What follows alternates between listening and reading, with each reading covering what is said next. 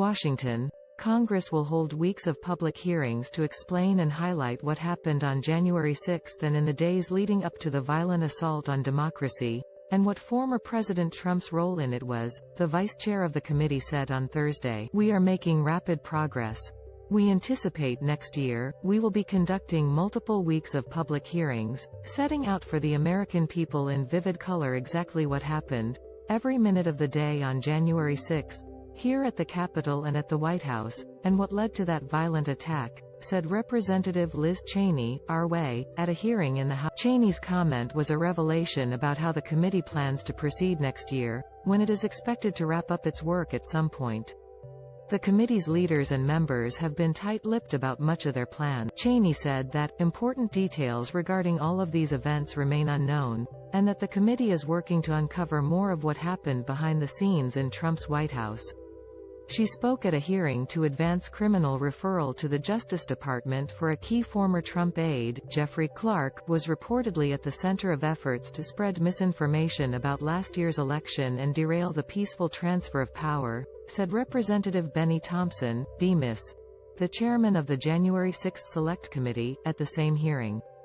There's evidence that he wanted to push state legislatures to delay certification, to use the bully pulpit of the Justice Department to spread unfounded allegations about vote. Clark's alleged role in attempting to overturn the 2020 election has been reported in a Senate Judiciary Committee report released in October, and key Justice Department officials who were senior to Clark at the time are cooperating with the January 6 committee, and have given sworn testimony. And Clark reportedly went outside normal channels of communication to deal with the White House, and the former president apparently considered installing him as acting Attorney General, Thompson said. The Senate report disclosed a January 3 meeting in which top Justice Department officials warned that if Trump fired the acting Attorney General Jeffrey Rosen and installed Clark as in that position, there would be mass resignations across the department. Trump's own White House counsel, Pat Cipollone, said he and his top deputy would also resign. Trump ultimately but Cheney said that the committee is still seeking to nail down the answers to questions like, how did this plan with Mr. Clark originate? Who else was involved? And how did it progress so? Thompson said that the committee has spoken with over 250 witnesses, but Clark has been among the most defiant figures the committee is seeking to hear from.